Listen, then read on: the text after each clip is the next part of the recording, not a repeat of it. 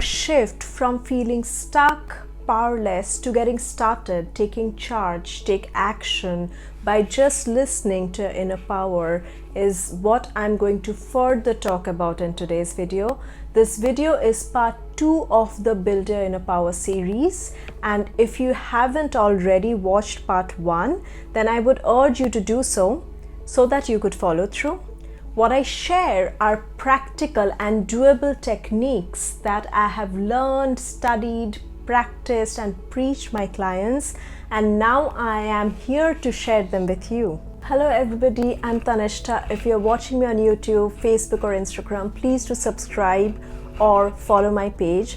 I plan to bring lots of inspiring content on emotional well-being and empowering mind tools through my videos.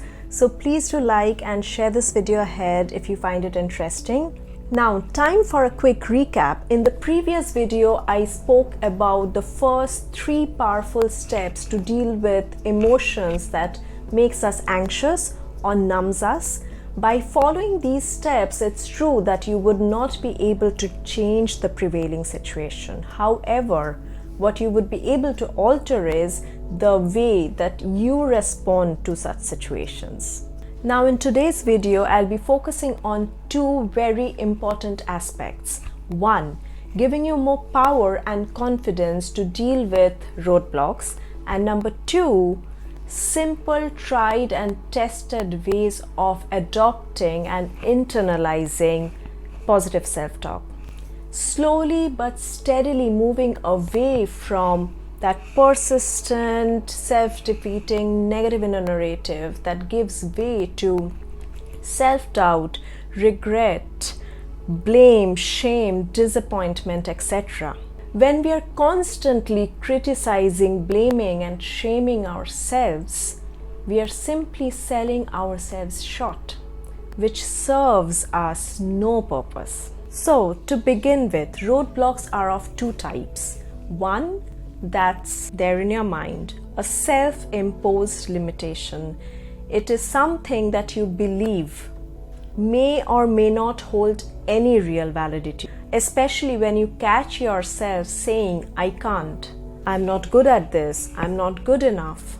Okay, for example, say you would love to own a small business and you think that you can't. It seems too difficult. You believe that you are not capable to do it. If so, the questions that you need to ask yourself are, why can't I? Is it because someone else told me that I can't? Is it someone else's belief about me or my capabilities? Or it is simply a belief that I picked from a past experience and have been running the script since then?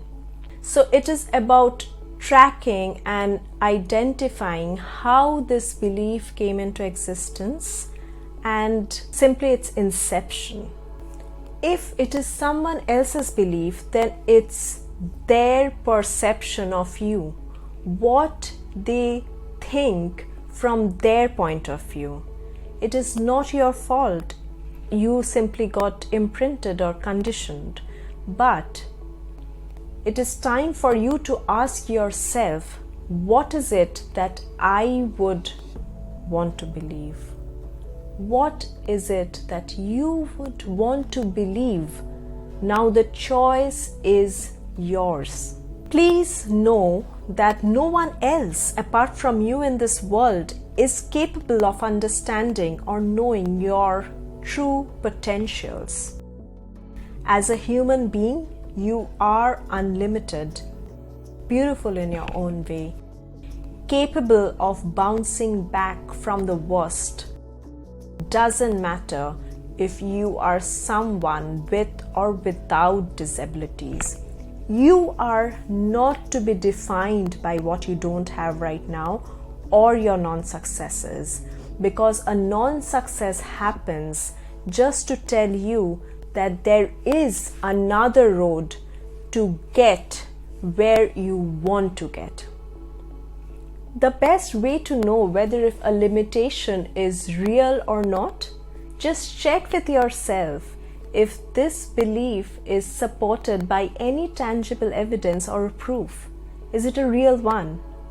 If the answer is no, then you can, in all probabilities, change this belief because it just exists in your mind. The second kind of roadblock is a real one. For example, you are unable to get yourself a full-time job because due to COVID situation, the job market isn't looking that great.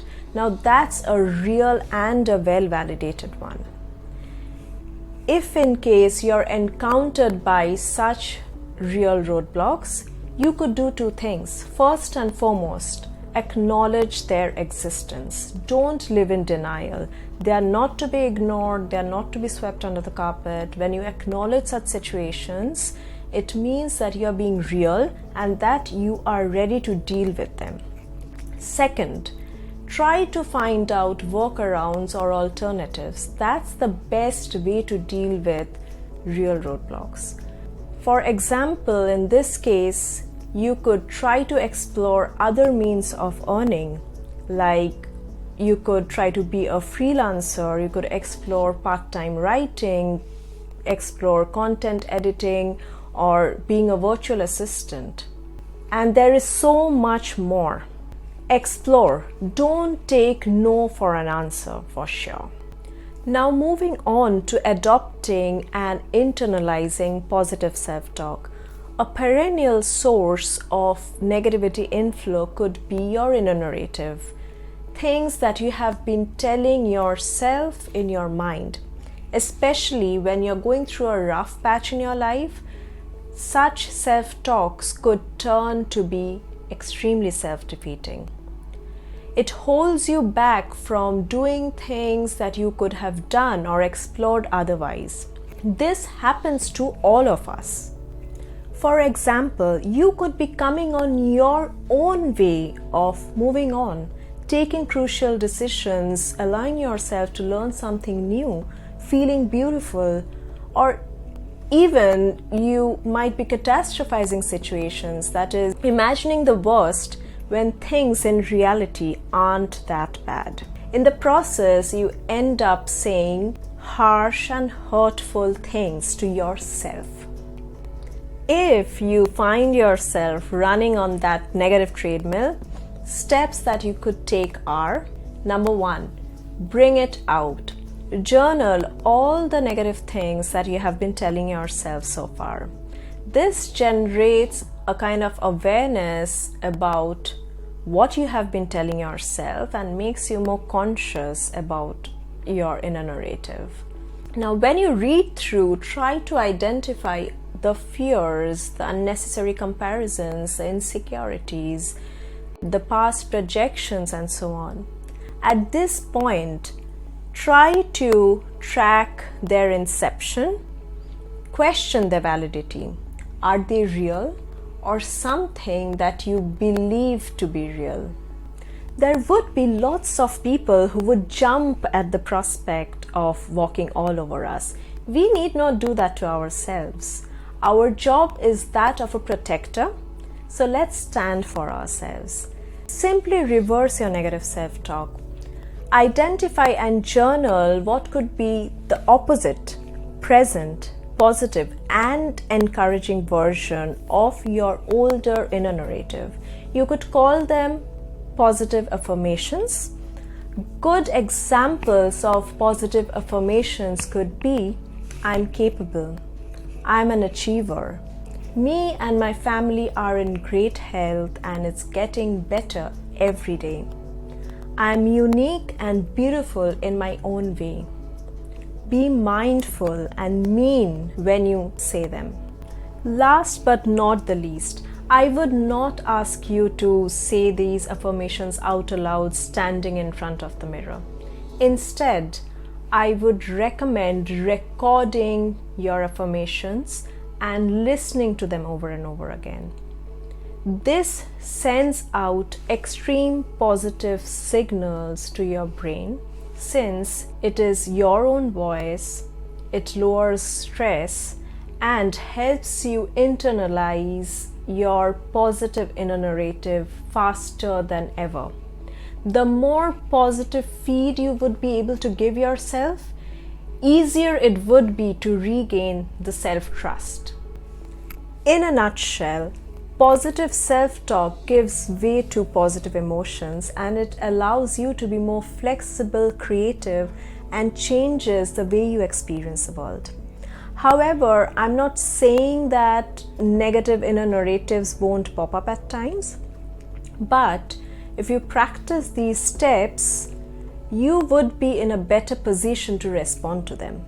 One thing is for sure, that you will have to do things differently to get different results.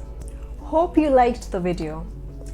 In the final and upcoming episode of Build Your Inner Power series, I shall help you tie everything together with a tailored action plan that resonates with the way that you function.